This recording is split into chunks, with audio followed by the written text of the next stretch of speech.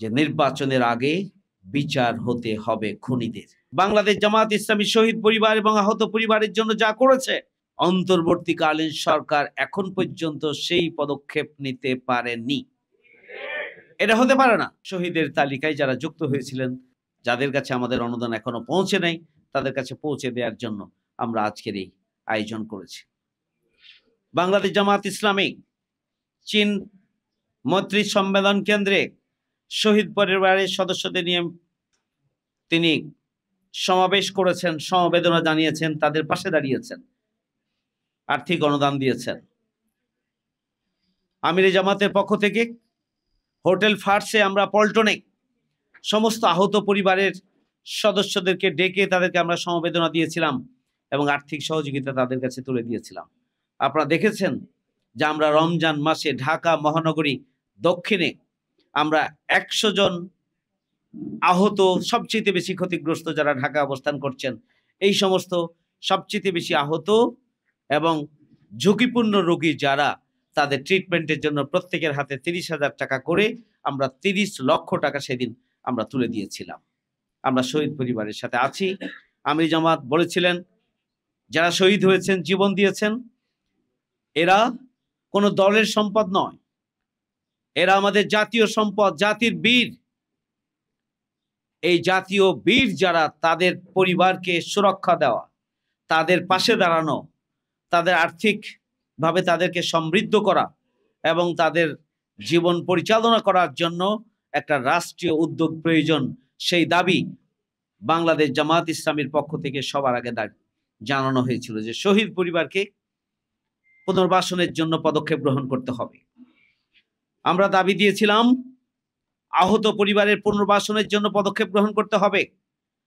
আমরা দাবি দিয়েছিলাম আমাদের এই প্রিয় সন্তান, আমাদের প্রিয় ভাইদেরকে যারা হত্যা করেছে, তাদের বিচার করতে হবে। আমরা সেই দাবি আজকেও অব্যাহত রেখেছি।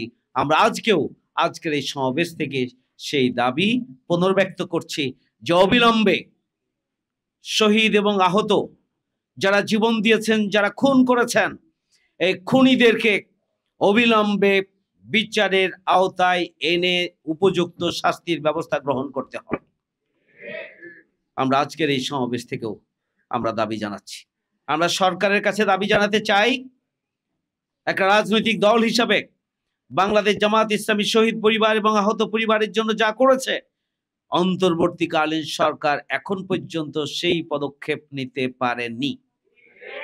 এটা হতে পারে না, এটা হতে পারে না। এটা অগ্রাধিকার প্রয়োজন ছিল, শহীদ পরিবার ছিল অগ্রাধিকার পাওয়ার উপযুক্ত, আহতদের ট্রিটমেন্ট এটা অগ্রাধিকার পাওয়া উচিত ছিল।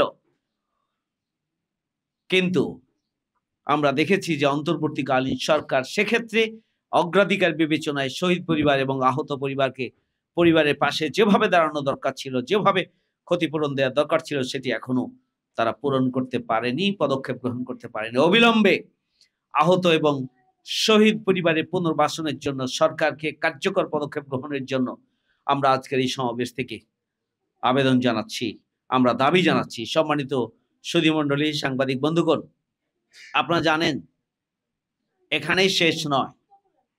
আমরা বাংলাদেশ জামাত ইসলামীর পক্ষ থেকে শহীদ পরিবারের পাশে ঈদের আনন্দ ভাগাভাগি করার জন্য আমরা উদ্যোগ গ্রহণ করেছি। শুধু তাই নয়, অনলি বাংলাদেশ জামাত ইসলামী 5ই জুলাই থেকে 5ই আগস্ট পর্যন্ত যে গণহত্যা, এই গণহত্যায় যারা শহীদ হয়েছেন, 2500 পৃষ্ঠার 10 খণ্ডের প্রকাশনা মোড়ক উন্মোচন আমিরে জামাত জাতীয় প্রেস ক্লাবে করেছেন। গোটা বাংলাদেশের বিভাগীয় শহরগুলোতে যে প্রেস ক্লাব রয়েছে, একযোগে এই কর্মসূচি আমরা পালন করেছি। 10 খণ্ডের 2500 পৃষ্ঠার শহীদের ইতিহাস সংরক্ষণের জন্য পদক্ষেপ জামাত ইসলামী একটা রাজনৈতিক সংগঠন হিসাবে যদি নিতে পারেন, তাহলে রাষ্ট্র কেন এখন পর্যন্ত শহীদের ইতিহাস সংরক্ষণ করতে পারলেন না? কেন আহতদের ইতিহাস সংরক্ষণ করতে পারলেন না? এবং কেন তাদের পুনর্বাসনের জন্য পদক্ষেপ গ্রহণ করতে পারলেন না? আজকে এটা আমাদের কাছে অনেক বড় প্রশ্ন। আমি অবিলম্বে শহীদ এবং আহতদের ইতিহাস সংরক্ষণের জন্য এবং প্রত্যেকটি ঘটনার ইতিহাসগুলোকে সংরক্ষণ করার জন্য রাষ্ট্রের পক্ষ থেকে অতি দ্রুততম সময়ের মধ্যে কার্যকর পদক্ষেপ গ্রহণের জন্য আমি সরকারের প্রতি দাবি জানাতে চাই। আজকে বাংলাদেশে তো আরো রাজনৈতিক দল আছে।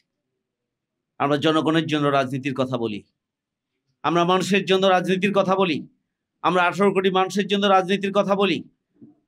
আমরা শহীদদেরকে নিজের দলের শহীদ হিসাবে দাবি করে আমরা স্টেটমেন্ট দিই, কিন্তু ওই সমস্ত রাজনৈতিক দলগুলো যারা মুখের ফুলঝুরি জড়ান, যারা তালিকায় শহীদের সংখ্যা বৃদ্ধির জন্য চেষ্টা চালিয়ে যাচ্ছেন, তাদের কাছে আজকে এদেশের জনগণের কাছে পরিষ্কার যে তারা শহীদ পরিবারের পাশে দাঁড়িয়েছেন কতটুকু, তারা শহীদ পরিবারকে কতটুকু সহযোগিতা করেছেন, তারা আহত পরিবারকে কতটুকু সহযোগিতা করেছেন এবং কতটুকু তাদের পাশে দাঁড়িয়েছে।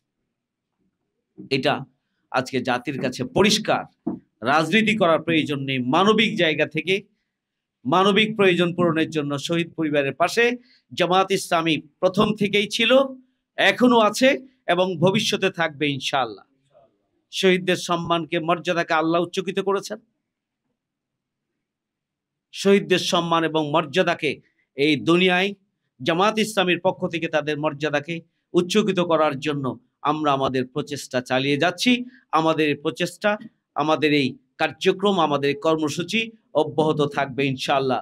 আমিরে জামাত যে সমস্ত শহীদ পরিবারের ছোট্ট ছোট্ট বাচ্চা রয়েছে, এই সমস্ত বাচ্চাদের জন্য আমাদেরকে তিনি নির্দেশনা দিয়েছেন ওই সমস্ত বাচ্চাদের পড়াশোনার দায়িত্ব পর্যন্ত যেখানে আটকে যাবে সেখানেই জামায়াত ইসলামী তাদের পাশে থাকবে। একটা বয়স, মিনিমাম একটা বয়স না হওয়া পর্যন্ত, নিজের মতো চলার উপযোগী না হওয়া পর্যন্ত। আমরা রাজধানীতে সেই পদক্ষেপ আমরা নিয়েছি এবং আপনাদের অন্যান্য শহীদ পরিবার সদস্যদের মধ্যে যে সব ছোট বাচ্চা রয়েছে এবং যাদের পড়াশোনা অনিশ্চিত বলে মনে করছেন, পরিবারের সেই সমর্থন নেই, তাদের পাশে তাদের লেখাপড়া এবং আগামী দিনে বড় হয়ে বাবা মায়ের সেই স্বপ্ন পূরণের জন্য তাদেরকে প্রস্তুত করার ক্ষেত্রে জামায়াত ইসলামী ঢাকা মহানগরী দক্ষিণ আমরা পদক্ষেপ গ্রহণ করব ইনশাআল্লাহ। আমি শেষ কথা বলতে চাই যে নির্বাচনের আগে বিচার হতে হবে খুনিদের। শহীদ পরিবারের দাবি একটাই, নির্বাচনের আগে আমাদের সন্তানরা, আমাদের পরিবারের সদস্যরা যে জন্য জীবন দিয়েছেন, একটা নতুন বাংলাদেশ তারা পেতে চেয়েছিলেন, একটা বৈষম্যহীন বাংলাদেশ তারা পেতে চেয়েছিলেন, একটা দুর্নীতিমুক্ত বাংলাদেশ তারা পেতে চেয়েছিলেন, একটা ন্যায় বিচারের ইনসাফপূর্ণ বাংলাদেশ তারা পেতে চেয়েছিলেন, তারা স্বাধীন সার্বভৌম একটা মাথা উঁচু করে দাঁড়ানোর বাংলাদেশ পেতে চেয়েছিলেন। এই ধরনের একটি নতুন বাংলাদেশ বিনির্মাণের জন্য যে সংস্কার প্রয়োজন, মৌলিক সংস্কার প্রয়োজন, সেই মৌলিক সংস্কার সম্পন্ন না করে যদি নির্বাচন হয়, শহীদ পরিবার, আহত পরিবার এবং এদেশের 18 কোটি সাধারণ মানুষ মনে করে, তাহলে আবারও আগামী দিনে ফ্যাসিবাদের উত্থান অনিবার্য হয়ে পড়বে।